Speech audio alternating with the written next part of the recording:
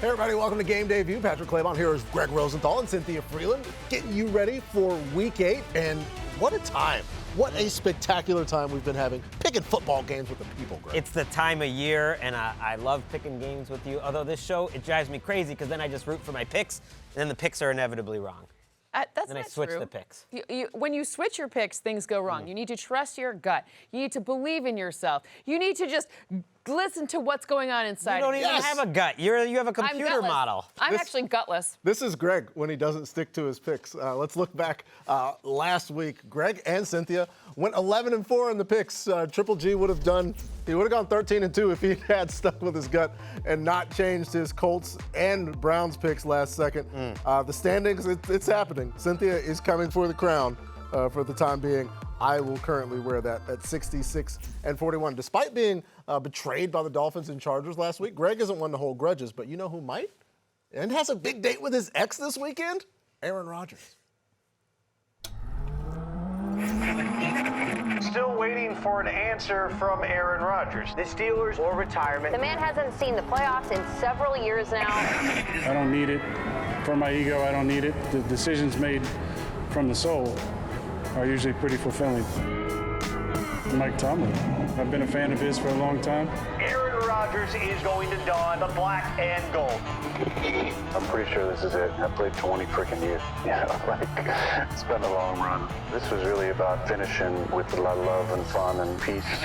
I've been in this thing a long time. There's no substitute for intimacy and spending time together. This was a decision that was best for my soul. I'm excited to be here. Very unsettling animation there. Let's look back at Aaron Rodgers' time with the Green Bay Packers. Oh, yeah, he won 4 MVPs. He's the all-time leader in passing touchdowns. Won that Super Bowl against the Steelers and got the Super Bowl MVP. 11 career playoff wins. The 5th most by a quarterback with a single team. And so we're calling it revenge. He's getting a shot at revenge Sunday night when Jordan Love and the Packers come to town. Aaron says it's not a revenge game for him. He also said it felt good to beat everyone associated with the Jets. It also doesn't come close, he said, to playing Green Bay because of the 18 years. So there's a bit of a contradiction there, Greg. Yeah, I don't think looking for consistency in Aaron Rodgers' quotes is really something you want to do, or necessarily like how he's played on the field this year. Look, he's been better than I expected, but you saw the old AM radio he was on, like time comes for everyone. His coach and the quarterback there, I think they're not as good as the young guys over in Green Bay, especially Jordan Love. When Jordan Love and Matt LaFleur are on offense this week, and I consider them a tandem, I think it's a mismatch. Like, Mike Tomlin got lit up because that defense was predictable last week, and that was against Joe Flacco. Jordan Love is starting to play his best ball. Thought it was a good game against Arizona. Thought he made more plays on the move. That's where he has a lot of confidence when you know he's making plays that aren't just in structure, and I think in structure, they will pick on the Steelers defense. I don't think it's close. 36-12, the Packers get the win. The last time the Packers won in Pittsburgh, Bart Starr beat Terry Bradshaw. Wow. Been a minute since then, but I have it happening just by 1 point, though. 23-22 is my final score in this one. I think that I like the balance with Green Bay better. So on offense, they're best on third down, but on defense, in addition to this man that comes for your life, for your quarterback against a potential situation with their O-line where Aaron Rodgers said something along the lines of like, I like his, that he talks trash, but I'm also 41 years old, some version of that. So long story short, Micah Parsons is coming for him. But in addition to that, the Packers defense is also really good at stopping the run. So that's why they have the edge for me. Yeah, specifically the edge in the run game is why I'm picking Green Bay to win as well. I've got them winning by 6 points because they are successful on the ground, while the Steelers might not be. The Packers confident in their ability to run or pass, but the run rate is the 3rd highest in the league, while they are being a top 10 team in the league in terms of rush efficiency. They've got 8 scores on the ground to the Steelers 3. The Steelers may be getting 3 when they get in the red zone, whereas I think the Packers might end up getting 6 in their opportunities there. What a season, once again, for Josh Jacobs, as we are all picking Green Bay Packers. Meme us away, Steelers fans. But it's time for Who's Eating Good, presented by Applebee's. Let's ask a question about Aaron Rodgers. I think there's some conversation about him coming into this game. More or less, Cynthia, than 218 passing yards. Well, we've seen Aaron Rodgers get rid of the ball very quickly again this season. That's maybe where some of that time is coming for him. So I think that it ends up being more, not necessarily because he's throwing Hail Marys, which we did see. We saw one. It was there. He can do that. Yes, but I'm not talking about that. I'm talking about shorter passes, 2 tight ends. That has been the formula for him. And especially with Micah Parsons coming for you, you want to get rid of it very quickly, which is what he'll do. Our next matchup does take us to Denver, Colorado, where the Broncos authored one of the wildest comebacks we've ever seen last week against the Giants. As we start the fourth quarter, remember they scored 18 unanswered points to win in Philadelphia 2 weeks ago to come from behind. Giants 19, Denver nothing. With 3 receivers outside his right. Next on a design quarterback run. Bo is at the 10. Bo is at the 5. Touchdown, Denver! Holy mackerel! The Broncos are an extra point away from putting 30 on the Giants in the fourth quarter. Now they motion everybody out. Empty set for Dart. Dart pumps his right leg, takes the snap. He's going to run with it, and he dives ahead. Did he break the play? No. Short. After reviewing the play, it is a touchdown.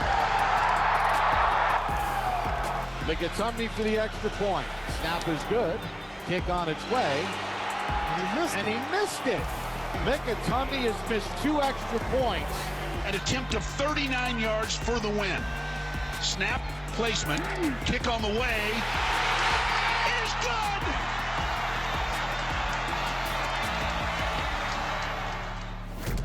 That 30-point fourth quarter, including coming back and scoring with 30 seconds, is the kicker's fault. Now the Broncos play host to Dak Prescott and the Cowboys on Sunday. How will Denver follow up last weekend's miraculous win, Cynthia? Well, a 4-point win, which would keep on track kind of with their trend of having 1 possession wins or less. So 4 points, 27-23 is what I have in this one. And we saw something at the end of that game from Bo Nix. Now, maybe you could say that the Giants defense played some weird defense there, and Bo Nix was able to take advantage. But if you're looking at the end of that game, plus what he does on 3rd and 4th down combined, where he has 673 total yards, including lots of rushing yards, the screen passes work, folks. But ultimately, I'm seeing improvement from Bo Nix, and this is a situation where the defense has really helped keep the offense kind of getting through some of their struggles, but I think it starts to pull together against this Cowboys defense in this matchup.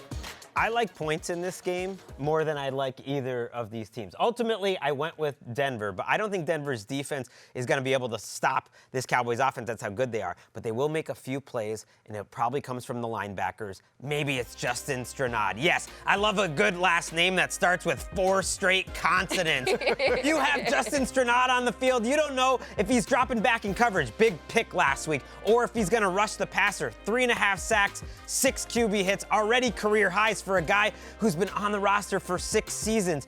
Dre Greenlaw suspended this week, and I don't think it's going to hurt them because, frankly, they should have Stranad on the field every down. He really has been a joker, a difference maker. They have 2 great linebackers still in the lineup with Alex Singleton, so they make a couple big plays and get a close win. Yeah, I love this Denver Broncos defense, but this matchup here is leading me towards taking the Dallas Cowboys. I've got the Cowboys winning 24-21. I don't have a problem being all alone here because I feel like the option pass game with the Giants might have highlighted some plays where Schottenheimer and Dak Prescott can take advantage in that aspect of the game. And when things need to be a little more traditional, they can be, because George Pickens has been winning these contested catch situations, and he's going to have them. Look, here's Sauce Gardner hand fighting with him. Marshawn Lattimore was doing it a couple weeks ago. Don't know where J.C. Horn is on this play. Maybe he probably could have been on George Pickens. But Riley Moss has been targeted more than all the quarterbacks in the NFL except for 5 other ones, which is a weird way for me to say that stat, but he's top 5 in terms of getting targets because of who's on the other side. I think there's only one, Patrick Surtain, meaning either CD or George Pickens gets a good matchup, and I like the Dallas Cowboys in this one, going all by myself. It's time for Get More with Geico as we stay in this game. Cynthia, Which star receiver is more likely to score a touchdown, Courtland Sutton or CeeDee Lamb? Well, I know this is going to sound crazy, but I'm actually going with Courtland Sutton in this one. Number one, you talked about that number two factor, which is the Pat Surtain situation and the Riley Moss situation, which for me leads to more of an opportunity for the end zone for a George Pickens or potentially, I don't know, say a tight end, National Tight Ends Day, perhaps that's the answer. I just think that the way Surtain will be deployed will be to try to shut down CeeDee Lamb. And maybe the Jahdae Barron breakout moment, as in the rookie that they drafted this year, he kind of lines up in an area where CeeDee runs a lot. So I think there's going to be a lot asked of him. But for me, Courtland Sutton has a better opportunity against a defense that has been very vulnerable to deep passes. I am very vulnerable to particular storylines. This is the Javonte Williams revenge game. He and J.K. Dobbins both averaging about 5 yards a carry. Which one of those guys, Greg, is more likely to rush for over 67 yards? This is a layup. Javonte Williams, not only in the revenge game, but he's just running through tacklers week after week. The offensive line is making big holes for him, but it's the yards after contact which have been so impressive. Plus, you know he's the guy. I mean, if we could go back to training camp and tell all the fantasy owners out there that it's just Javonte all the time in the Cowboys backfield, he would have been drafted so high. Meanwhile, I know it's been heavy J.K. Dobbins lately, but if you told me that it's a Harvey week for the Broncos. That's exactly what I was going to say. It could be a Tyler Batty week, or is it Bidet? I don't even know. He changed it. Sometimes in terms of hurry up, you just don't know when it's Sean Payton, but you know when it's Javonte Williams. Yeah, I'm with you on that one. I think that we saw some R.J. Harvey looks in the red area last week that could just mean a little bit more of an opportunity for Javonte Williams, who is the lion's share guy. Like, he is their bell cow back on that team. I love this matchup. The game also gives us a fun chance to look back at about a decade plus of Sean Payton to Dallas rumors. Remember those days? Those were fun. It was all the time. We know you started them, Sean Payton. You're putting things out subtly through the media even then. Well, Greg's getting after Sean Payton. I love it. The party's just getting started here on Game Debut. Coming up, the Eagles passing game on fire last week. Don't worry, it wasn't literal. They were just very good. They got a big rematch with Jackson Dart and the G-Men. Big Blue embarrassed the Birds 2 weeks ago. Can they sweep them? Find out when we're flipping back on Game Debut.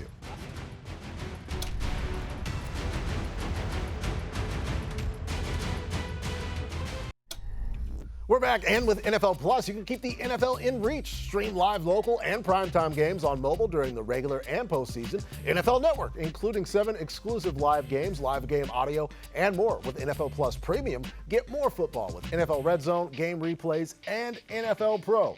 Sign up today at plus.nfl.com/network.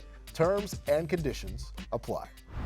Let's look back to Week 6. The Giants and the Eagles. Jackson Dart back in MetLife, enjoying the opportunity on Thursday Night Football. Jalen Carter reportedly not playing because of the TURF.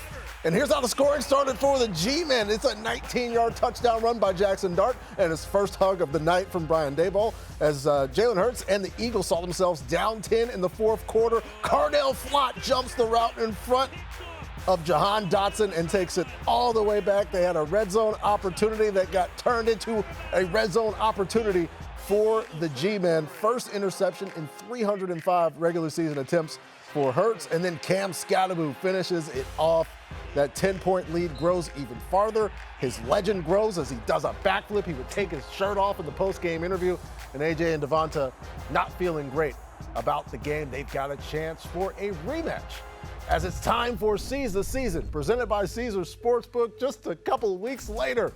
As we're going to look at the first touchdown scorer odds, according to our friends at Caesars, Saquon and Jalen Hurts leading the way. There's Cam Scatterbo ahead of A.J. Brown and Dallas Goedert. A lot of Birds on that graphic. A big rematch between the Birds and the G-Men. The Giants coming off of the big collapse against the Broncos, but they could sweep Philly if they get a win.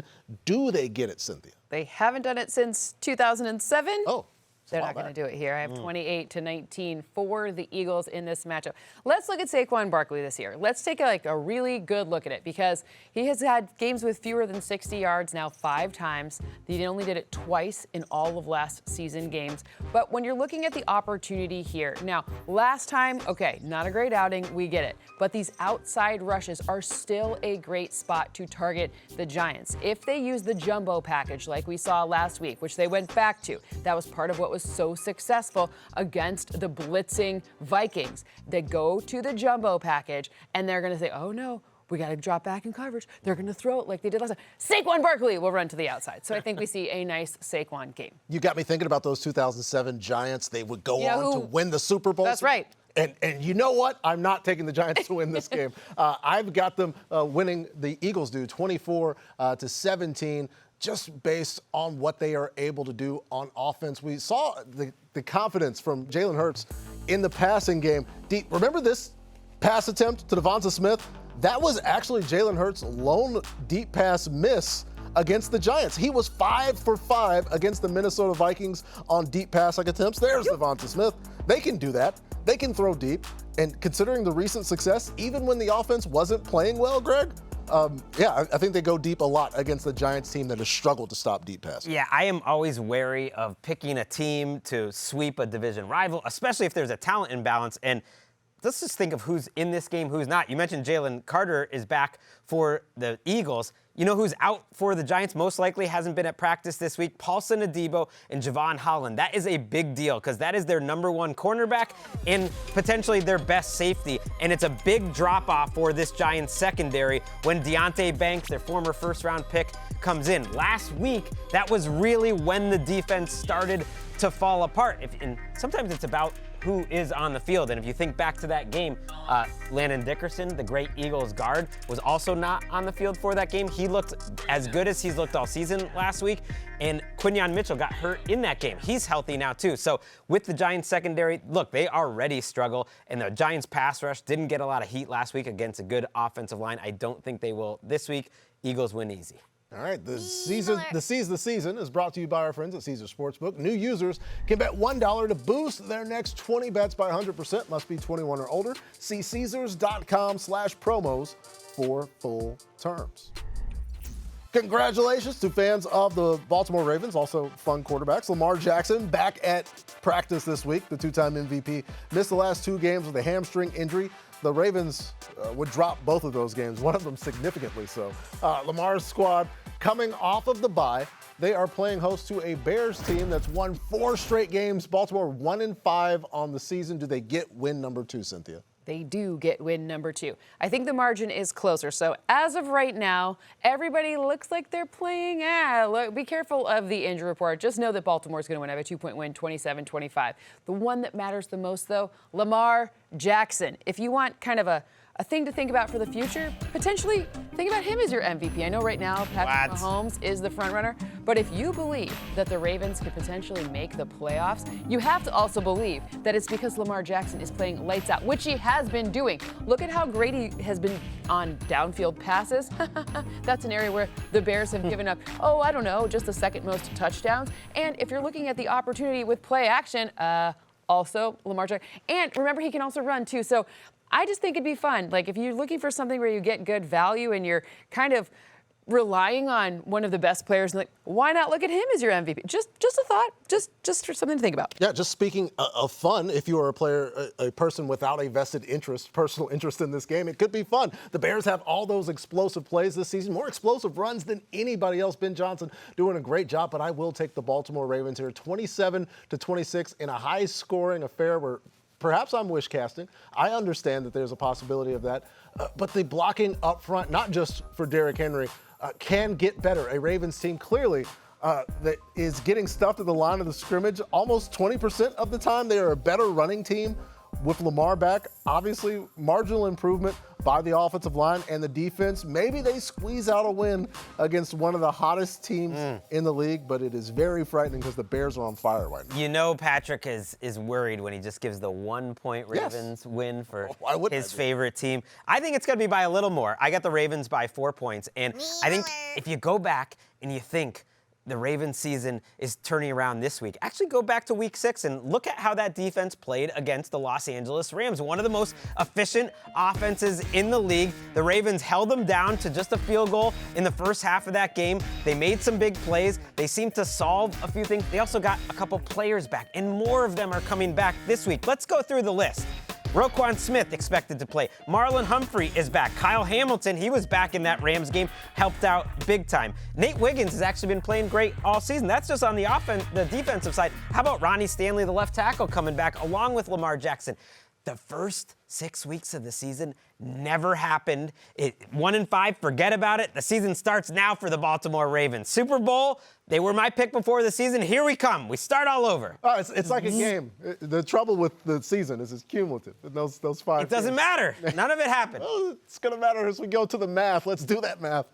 Cynthia, Caleb Williams passing for more or less than 221 yards against what Greg sees as an improved Ravens defense. Yeah, I think it's going to be fewer yards than that for 2 reasons. Number one, where the Bears have improved the most over the past 4 games, and especially the past 2 games, is in the run game. That's where Ben Johnson creates these interesting opportunities, right? So I think they're just going to run the ball more often. Not only will that serve to slow the ball game down, and I think, by the way, the Ravens will run as well, fewer possessions, but I also think that it will be not as many deep passes. Think of what Jared Goff does. Think of what happens in those situations. If they try to blitz, all of it, it's not going to be necessarily, because he runs the ball more than that, it's not going to be like a Jared Goff output, but just fewer yards than that because of the game plan to leverage the ground.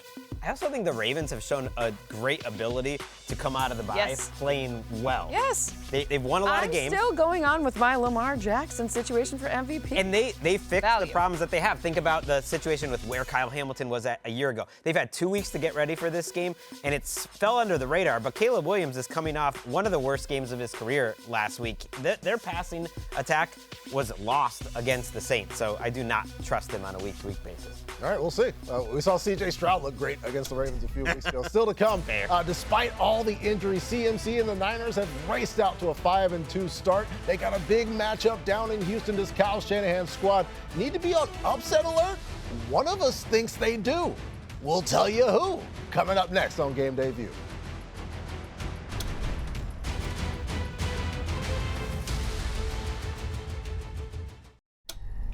Christian McCaffrey has carried the load tonight, that he stands behind Mac Jones. Jones takes and gives. Christian cuts it up inside, backpedaling his way, pushing. They got him in! Braun up front for the Niners tonight. A touchdown, maybe to put it away. San Francisco.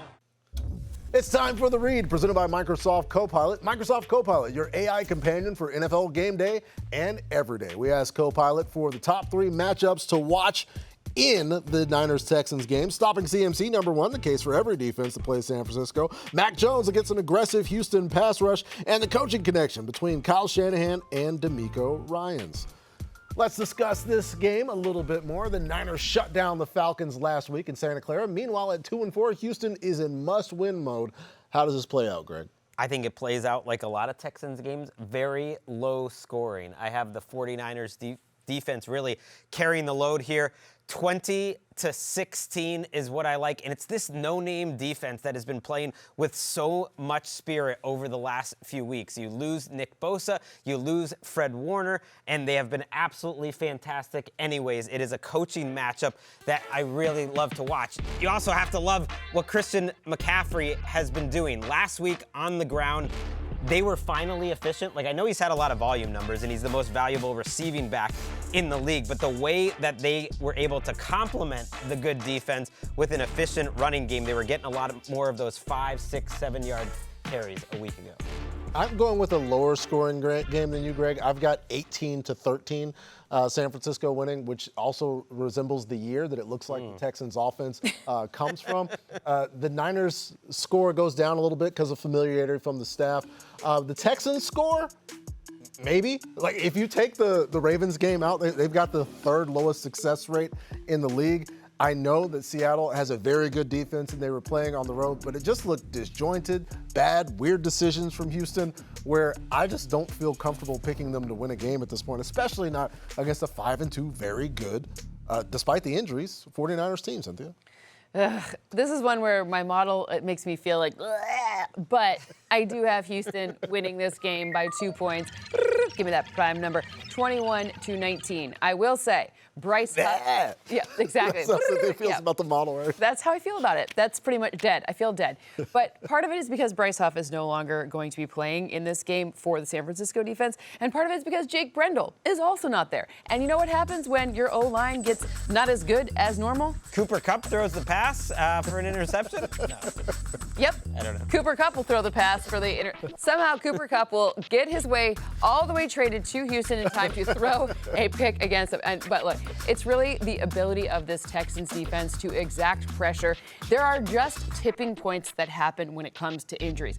I thought we were already there with the Niners, but Christian McCaffrey and his 185 touches, absolutely bananas. But in this matchup, that defense just gives Houston a slight edge, especially now that no Bryce Huff, you have to admit, that's hard to overcome. Yeah, eventually. Without Nick Bosa already? Yeah, eventually the amount of injuries. Without Fred Warner. Yes. Well, you guys Maybe still, when you play like a real offense that wasn't started in 1813. But if he has a ton of time to work with, we've seen C.J. Stroud be effective. He's great. It's everything else. There's a lot going on. The game is expected to be one of the lowest scoring of the weekend. Help me out here, Houston people. Yeah, we'll see if that prime number comes through. Let's check out the rest of the projected lowest scoring totals according to our friends at Caesars. It's like that old Baker Mayfield commercial where he's staying there. The Browns live on this particular graphic. They're there with the Patriots. Such a good defense. The total is 40.5. Exactly. And the offense, not so much. Because they have Giants, such a good Eagles defense. making it on here. Finns, Falcons, Packers, Steelers at 45.5. As we get to it's time for the 2-minute drill presented by the Wells Fargo Active Cash Credit Card. Let's make some quick picks here in Week 8. The Bucs and Saints in the 504. Tampa's coming off a disappointing loss to the Lions on Monday night. Does Baker's squad bounce back, Greg? I'm going to New Orleans this weekend, and they are going to have a spirited effort in a 1-point loss. So, they're closer than 4.5. Yeah, the Bucs are going to win because only one wide receiver. Only one player in this game is under 150 pounds. Baker Mayfield revealed that Tez Johnson, who has been a complete receiver across the field, great hands, explosive, is playing at 142 pounds. I feel like this is one of the most underrated stories in all of sports. He is breaking the boundary. Everyone wants to go crazy about Victor Wembanyama. Wow, a guy that big doing things we've never seen. We have never seen a 142-pound man putting up touchdowns in the NFL. Let's go, Tez Johnson. Just letting all the skinny guys out there have a little bit of a dream. Yeah, shout out to the folks who are not tipping the scales in any capacity. He's tipping the scales for the team. The Red Hot Browns, not the Red Hot Browns, the Patriots are red hot. New England's won 4 straight. Did they make it 5 in a row, Cynthia, against the Cleveland Browns? They do, but just by 6 points. I don't even know how to deal with this right now because I'm thinking about all of the things Greg said, but I have a 6-point win because of Drake May.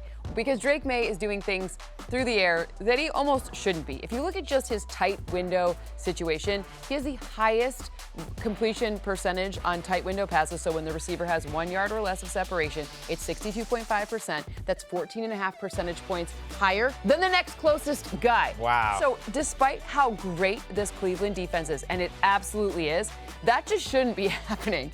And yet it still is. So I think Drake May gives them the edge. She's just that arm.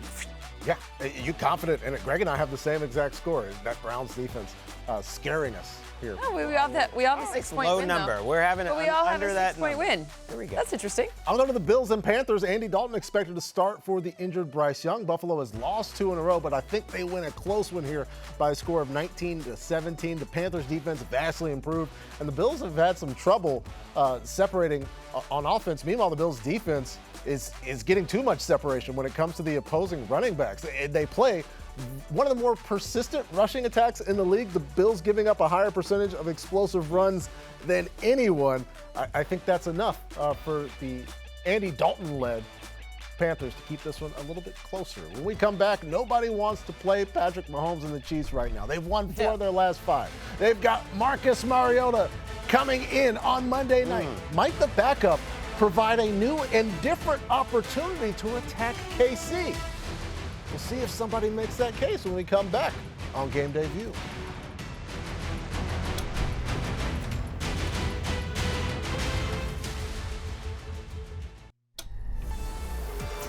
And they bring it back around. And they toss it to him. It's Rice cutting through, and he's in the end zone for a touchdown. Mahomes Down the middle, and he's got him. Hollywood for the touchdown.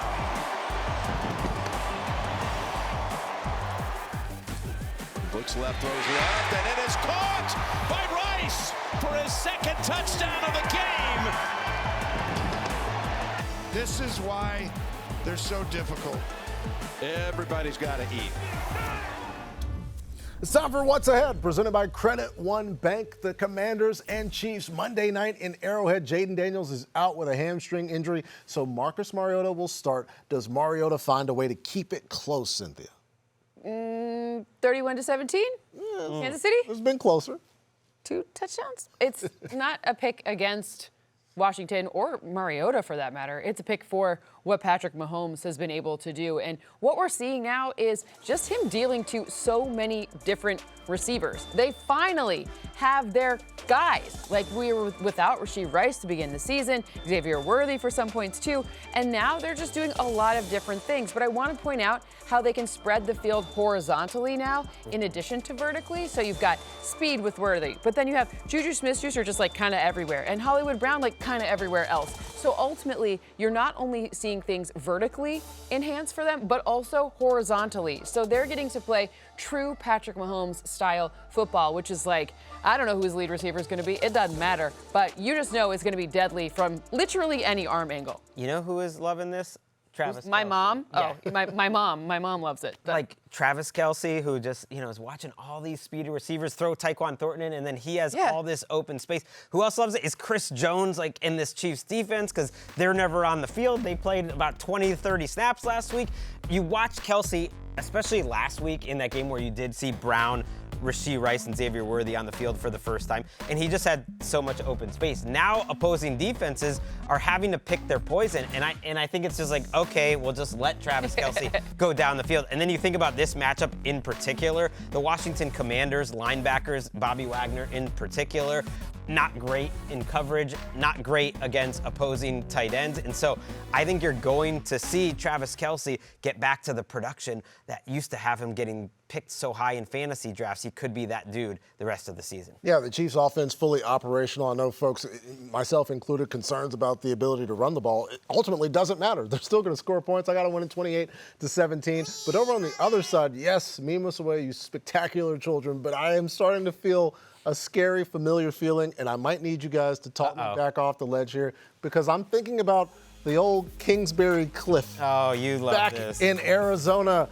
There was concerns last year about it. There was questions to Dan Quinn as the Commanders' offense started slowing down. We think about how the second halves of those seasons went, especially once things ended. Yes, I know there were a couple of seasons where Kyler got hurt, but there's just, am I wrong to be concerned? I'm more worried about the cliff the defense is falling off, because the offense, Jaden hasn't been healthy, the receivers haven't been healthy, but the defense, sometimes age can be a cliff, and that is one of the oldest defenses in the league. Is there some like Patrick Mahomes reverse jinx mode Cliff Kingsbury? I don't know. I'm just thinking maybe we need to go back to college. I don't know. Maybe we should go back. Or it's a revenge game against Mariota for that time he took the Chiefs out of the playoffs by throwing a touchdown to himself. Speaking of the Chiefs, going into week 1, they had the 4th best odds to win the Super Bowl. Now they're the favorites because everybody doubted and disrespected them, and they have to deal with them as the Super Bowl favorites. These are the week 1 versus week 8 Super Bowl odds. You see the change there as the Ravens have had a significant fall off. The Chiefs going up as well as those Detroit Lions on their way up. It's time for Make the Case. The Bills, the Ravens, the Eagles were the preseason favorites, but that's why we play the games, Greg. Josh Allen's Bills have shown some weaknesses. Make the case for why they can still win it all.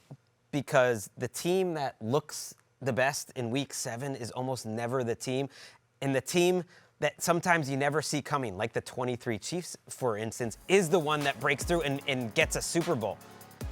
This Josh Allen team, with a great offensive line, like the 22 Chiefs, like the 23 Chiefs, that's the #1 recipe to go win a Super Bowl. A great offensive line and a transcendent quarterback. The defensive problems are real, but they have a running game. And what I've seen from Sean McDermott and Brandon Beane over the years is that they self-diagnose and they improve on defense very often throughout the course of the season. So this Bills team has lulls very often during regular season, but they figure it out. And more than anything, my argument is built on the fact that they play in the American Football Conference. I know the Chiefs are there, and they're the bugaboo, but, like, it is not nearly as deep. I do not think it's going to be as big a gauntlet to get through the AFC. All right, so let's go to the NFC, because, Cynthia, you originally picked the Eagles to make it back into the big game. Right, but I picked the Bills to win, just want to be clear. But let's make the case for the Eagles getting back to the Super Bowl once again. Well, first of all, if you looked at that cute little board that we put up there, the number was very tasty for them as well. Just so we're clear on that. But I'm looking at everything that's going on with this offense, and despite pretty much every Eagles fan I know wanting Kevin Patullo out of their situation, I don't think the players do. I mean, if you saw what happened the last week against the Vikings were like, we will not let Saquon Barkley win this game. We will not let him beat us. We're going to challenge Jalen Hurts to throw it deep to Devontae Smith, to A.J. Brown, maybe to Devontae Smith again. And you know what happened? He didn't miss. He didn't miss. He 215 yards, his most on deep passes in his career in a game. So I think this offense will get even better as the season goes on. So it's not dissimilar to last season for me. And you made the case about the AFC. To me, I'm looking at the NFC and saying the value of that sole bye is going to be so valuable. And I think the fact that the Eagles are most likely to get that bye drives them to have better chances to get to and then, ultimately potentially win the Super Bowl. For me, the third year in a row, I picked the Baltimore Ravens to win the Super Bowl. Did I foresee them starting the season at 1-5? No, a lot of people didn't. They were the overall favorite, but they do have a viable path to win it all. Wow. They have the 23rd easiest remaining schedule, and thanks to Joe Flacco, picked up a half game on the Steelers during the bye. And look at this. This is Lamar Jackson passing the ball on play action this season. You think it's good? He's completing 91% of his passes when the Baltimore Ravens run play action. Cynthia's making a case for him to win the MVP. I think you can make that case. Thank you. For Lamar Jackson to win the MVP. He is an exceedingly valuable player, and if they get something figured out on the offensive line and on defense, I don't think it's out of the realm of possibility that they could get back in contention. I don't get a chance to use my banker words a lot anymore, but buy the dip! Buy the dip! I love Get what I'm saying? Delicious. Figured it out? Our friend Adam Rank would always say that used to be his job when he was working for a minor league baseball team. Still to come, Danny Dimes and the Colts offense is humming at about 1,000 horsepower. No chance they stumble against the Titans, right? Right? Our picks for Titans, Colts, and the rest of the weekend slate coming up next on Game Day View.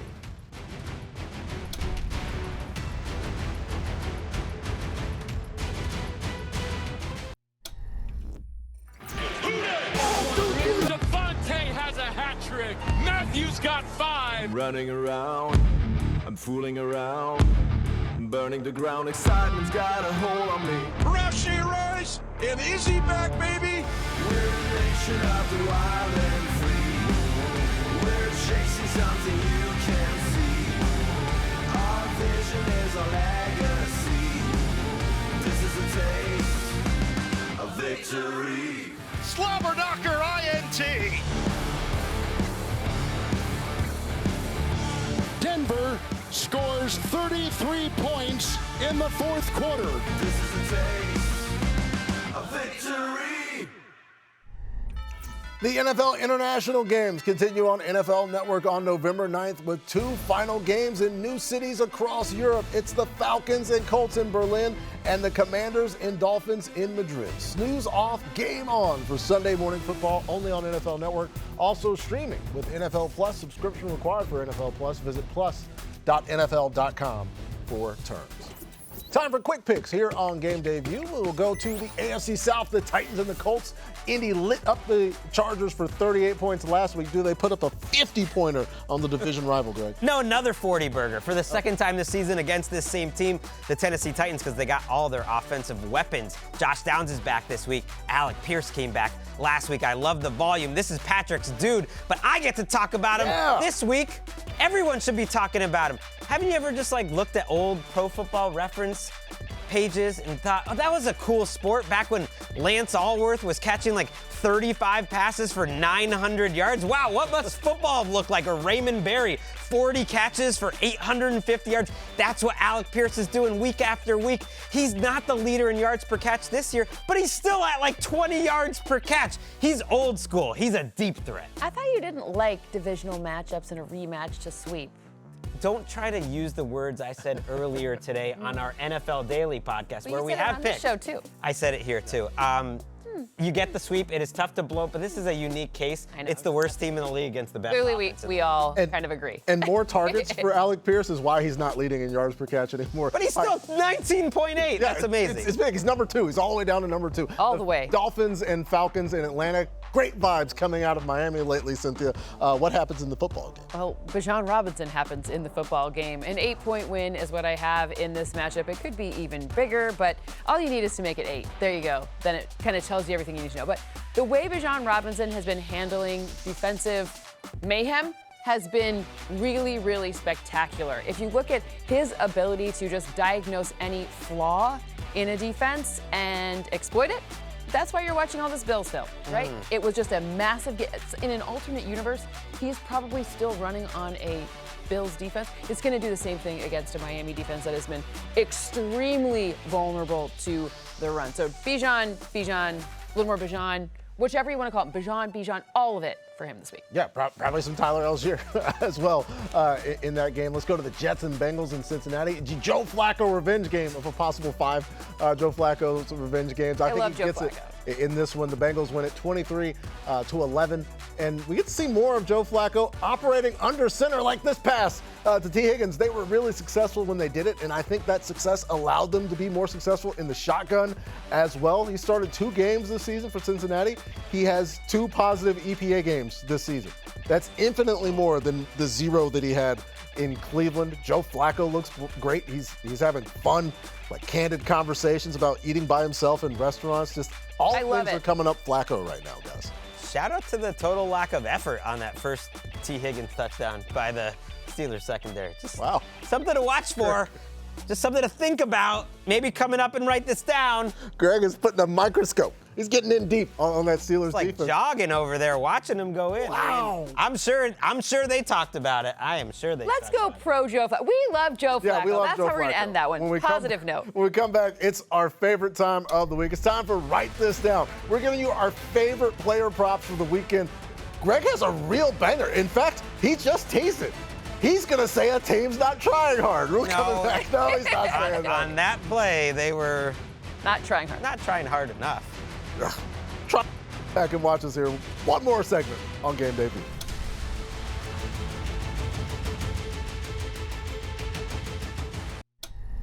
We're back, and NFL Game Day Morning is back. Join Rich Eisen, Kurt Warner, Cynthia Freeland, and the rest of the team as they get you ready for kickoff. Kyle Brandt sits down with Baker Mayfield as he looks to get back in the win column. Plus, our Trick or Treat Halloween segment. The crew separates the contenders from the pretenders. That's Sunday, 9 a.m. Eastern on NFL Network. I love all those upper torsos there on that. Glad to find out what we're talking about. I didn't know about this Trick or Treat segment. Okay. Get ready for it. Okay. You Hope we can get some write candy. that down. It's time for these folks to write down our player prop predictions for Week 8. Start us off, Greg. I know you're excited. I'm on a 1-game winning streak after Ladd McConkey went 1.5 yards over for me. Sometimes you feel really confident in a particular side, in a particular team. I think the Green Bay Packers go over 23.5 points.